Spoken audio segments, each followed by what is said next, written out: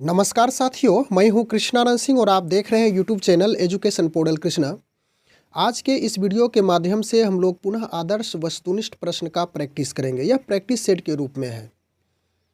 अधिक प्रश्न नहीं लिया गया है। कुल प्रश्न की संख्या इसमें 20 मिलेगी, लेकिन जो भी प्रश्न है वह काफ़ी महत्वपूर्ण है और इन सभी प्रश्नों के साथ साथ जहाँ पे इसकी आवश्यकता होगी विश्लेषण करने की, उसको हम लोग विश्लेषित करते हुए चलेंगे। तो चलिए, अधिक समय हम लोग नहीं गंवाएंगे, पहले प्रश्न की शुरुआत करते हैं। मुगल साम्राज्य का शासक का सही क्रम है, यानी कि मुगल वंश के शासक का जो क्रम है शुरू से अंत तक किस प्रकार से है, यह पूछा गया है। मुगल वंश का संस्थापक आप जान रहे हैं बाबर है। शुरू में तो बाबर होगा ही सभी में। इसके बाद उनका पुत्र, फिर उनका पुत्र, फिर उनका पुत्र यहाँ देखना है। तो मुगल वंश का शासक का सही क्रम आपका ए नंबर ऑप्शन का ही होगा, बाबर, हुमायूं, अकबर, जहांगीर। उसके बाद आगे चलेंगे तो औरंगजेब होगा। इसे आप एक ट्रिक की सहायता से याद कर सकते हैं। बाहु अज, यानी बा से हो गया बाबर, हु से हुमायूं, ओ से अकबर और ज से जहांगीर। उसके बाद शेष जो क्रम बनता है वह आपका पकड़ में आ जाएगा। एक बात की आपको जानकारी दे दूं, इस वीडियो में जो प्रैक्टिस के रूप में रखा गया है वह संभावित प्रश्न है, ना तो अधिक क्लिष्ट ना तो अधिक इजी है। एक समान स्तर का प्रश्न रखा गया है। और इसके साथ साथ यह भी आपको जानकारी दे दूं कि यहाँ से अन्य चैनल पे वीडियो उठा करके लोड किया जा रहा है। आप ध्यान रखिएगा कि आवाज़ को सही रूप से पकड़िएगा। हमारी जो आवाज़ है उसको थोड़ी सी मोटी करके यहाँ से वीडियो उठा करके अपने चैनल पे डाला जा रहा है। जो ओरिजिनल चैनल है यह है एजुकेशन पोर्टल कृष्णा, और मैं कोशिश करूँगा कि हर पार्ट्स में यह जो एजुकेशन पोर्टल कृष्णा का लोगो है, यानी चैनल का नाम है, उसे मैं लगा दूंगा, जिससे आपको अच्छी तरह से समझ में आ जाएगा कि वास्तविक चैनल यही है। अगला प्रश्न है दूसरा नंबर, सूर साम्राज्य का संस्थापक है शेरशाह सूरी, फरीद खां, दोनों, इनमें से कोई नहीं। तो सूर साम्राज्य का संस्थापक शेरशाह सूरी है। ऑप्शन नंबर ए आपका हो जाएगा सही, यानी शेरशाह सूरी के द्वारा सूर साम्राज्य की स्थापना की गई थी। इसके बाद तीसरा नंबर प्रश्न है, रक्षाबंधन का त्यौहार मनाया जाता है, यानी कि रक्षाबंधन का त्यौहार किनके द्वारा मनाया गया था? बाबर, हुमायूं, औरंगजेब, जहांगीर। तो यह आपका राइट आंसर जहांगीर होगा। ऑप्शन नंबर डी, जहांगीर के द्वारा ही रक्षाबंधन का त्यौहार सबसे पहली बार मनाया गया था। अगला प्रश्न है, यहाँ से आपको हिंदी व्याकरण से कुछ प्रश्न मिलेंगे। यौगिक शब्द हैं, रथ, विद्यार्थी, घर, एक ऑप्शन यहाँ पे नीचे है पानी। तो सबसे पहले हम लोग समझ लें कि शब्द को 3 भागों में विभाजित किया गया है, रूढ़, यौगिक और तीसरा होता है योग रूढ़ी। योग रूढ़ी।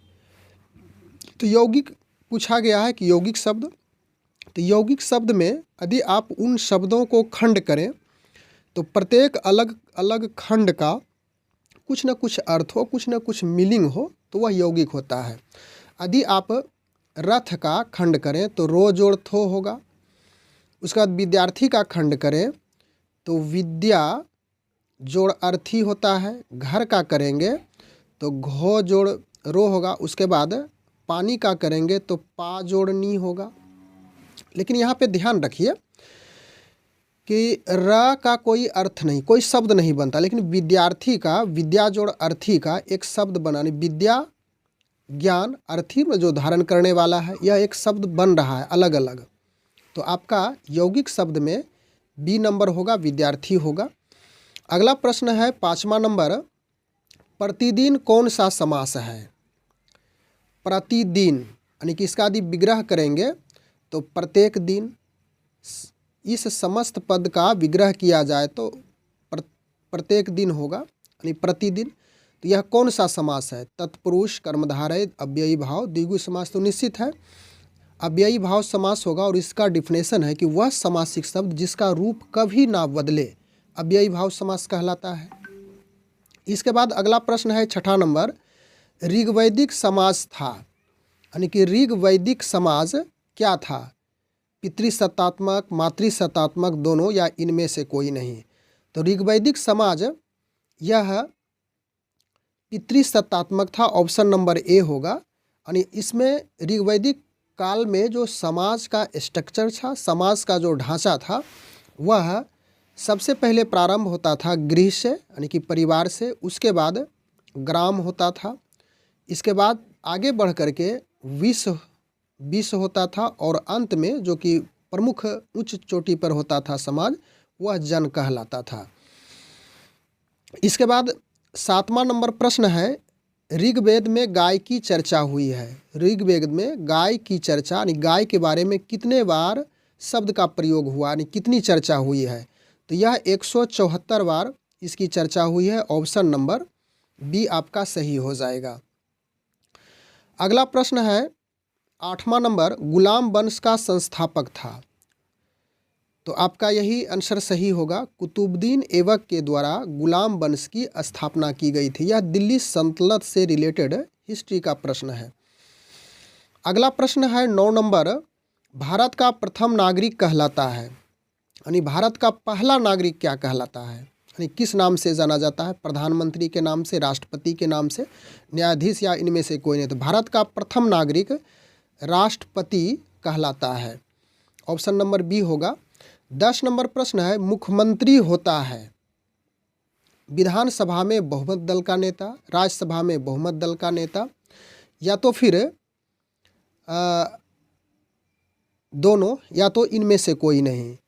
तो यह मुख्यमंत्री विधानसभा में बहुमत दल का नेता होता है। ऑप्शन नंबर ए होगा सही। इसके बाद 11 नंबर प्रश्न है, चट्टान के प्रकार हैं, यानी चट्टान कितने प्रकार के हैं? समान तौर पे आग्नेय, अवसादी, रूपांतरित, इसी को कायांतरित चट्टान कहा जाता है, कायांतरित चट्टान। और डी नंबर ऑप्शन है उपर्युक्त में सभी।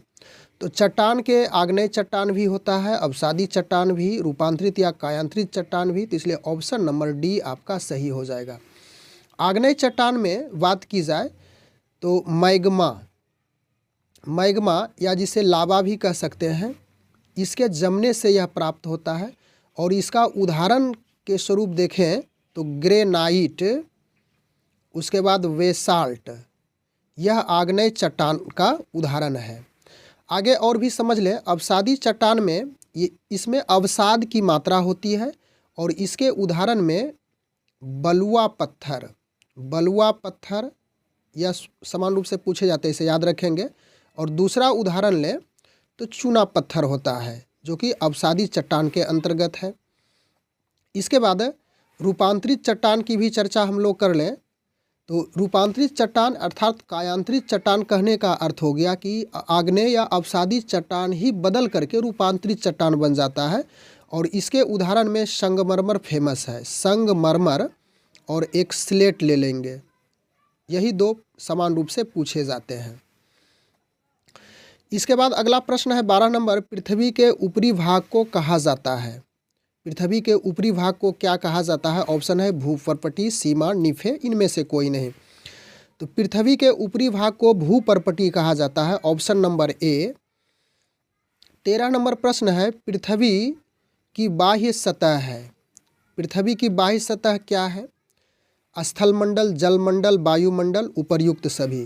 तो पृथ्वी की जो बाहरी सतह है, यानी कि पृथ्वी के ऊपर, यदि हम लोग समान तौर पे कहें तो पृथ्वी के ऊपर वाले भाग को स्थलमंडल भी कहेंगे, जलमंडल भी कहेंगे, वायुमंडल भी कहेंगे। तो ऑप्शन नंबर डी आपका होगा इसमें। 14 नंबर प्रश्न है, सुनामी क्या है? सुनामी क्या है? मानव जनित एक आपदा है या तो फिर प्राकृतिक आपदा है, दोनों है, इनमें से कोई नहीं है। तो सुनामी एक प्राकृतिक घटना है जिसे प्राकृतिक आपदा भी कहेंगे। और यह जो सुनामी शब्द आया है यह जापान से लिया गया, यानी कि जापानी शब्द से लिया गया है। और यह जब सुनामी आती है, और सुनामी आने का कारण क्या है कि जो समुद्र में पानियाँ है उसी में एक भूकंप होती है, और भूकंप होने के बाद पानी की सतह लगभग 20 से 50 मीटर की ऊंचाई तक स्थल की ओर आती है और जिससे अनेक प्रकार की समस्याएं, अनेक प्रकार के प्राकृतिक आपदा उत्पन्न हो जाती है। तो सुनामी एक प्राकृतिक आपदा है। अगला प्रश्न है 15 नंबर, पिरामिड स्थित है। पिरामिड कहाँ पे स्थित है? मिस्र में, लंदन में, इंडोनेशिया में या तो फिर कंबोडिया में? तो पिरामिड मिस्र में स्थित है, ऑप्शन नंबर ए हो जाएगा। और लंदन में बात करें तो यहाँ का जो प्रमुख स्थल है वर्किंघम पैलेस। उसके बाद इंडोनेशिया में यहाँ पे बोरोबुदुर का मंदिर है जो कि बौद्ध मंदिर से रिलेटेड है, बौद्ध धर्म से रिलेटेड है।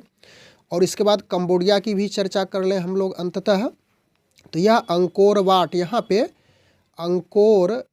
अंकोर वाट का मंदिर है और यह प्राचीन हिंदू मंदिर है। सबसे पुरानी यानी प्राचीन हिंदू मंदिर अंकोर वाट है और यह कंबोडिया में स्थित है।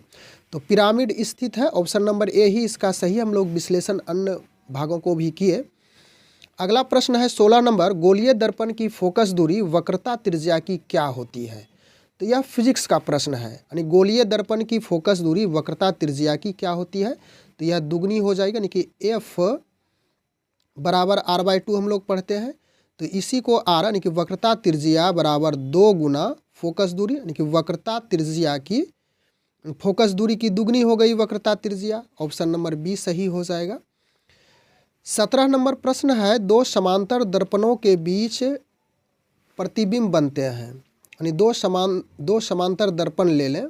इधर कलई किया हुआ है, इस पार्ट में भी कलई किया हुआ है, कोई यहाँ पे ऑब्जेक्ट रखी हुई है।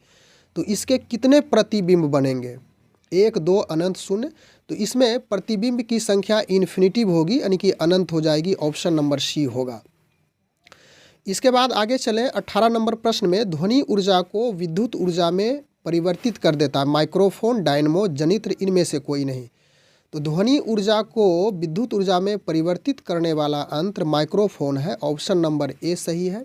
डायनमो से समझ रहे हैं, डायनमो और जनित्र दोनों सेम चीज़ है, यानी डायनमो को हिंदी में जनित्र कहा जाता है। इसके बाद अगला प्रश्न है 19 नंबर, विखंडन अभिक्रिया पर आधारित होती है। विखंडन अभिक्रिया पर क्या आधारित होती है? परमाणु बम, हाइड्रोजन बम, साधारण बम या तो इनमें से कोई नहीं। विखंडन अभिक्रिया पर, यानी कि विखंडन अभिक्रिया के द्वारा ये जो परमाणु बम है यह डिपेंडेंट होता है, आधारित होता है। और हाइड्रोजन बम यह संलयन, यानी कि नाभिकीय संलयन प्रतिक्रिया पर आधारित होती है। और साधारण बम तो ऐसे ही सिंपल कोई प्रतिक्रिया पर आधारित नहीं होती है, यह एक रासायनिक प्रतिक्रिया है। अंतिम प्रश्न है 20 नंबर, शरीर का सबसे छोटा अंग है। शरीर का सबसे छोटा अंग क्या है? कोशिका, ऊतक, अंग या तो शरीर। तो शरीर का सबसे छोटा अंग कोशिका है। कोशिका के बाद ऊतक का निर्माण होता है, फिर ऊतक के बाद अनेक ऊतकों के मिलने से अंग का निर्माण होता है और अनेक अंग के मिलने से पुनः शरीर का निर्माण होता है। तो इस प्रकार से इस वीडियो के माध्यम से कुल हम लोग 20 प्रश्न का अध्ययन किए, लेकिन इसका जो पार्ट्स प्रश्न है उसका भी अध्ययन किए। पुनः मैं आपको रिमाइंड कर दूं कि इस चैनल पे जो वीडियो डाली जा रही है वह अन्य चैनल पे आवाज़ को थोड़ा सा मोटा या पतला करके अन्य चैनल पे डाला जा रहा है। ध्यान रखिएगा, यह एजुकेशन पोर्टल कृष्णा वास्तविक चैनल है। इसमें हर पार्ट्स में मैं इसका लोगो लगा दूंगा, जिससे आपको आपकी स्पष्टता हो जाएगी कि इसमें ओरिजिनल वीडियो आ रहा है। बस आज के वीडियो में इतना ही। Thanks for watching, good bye.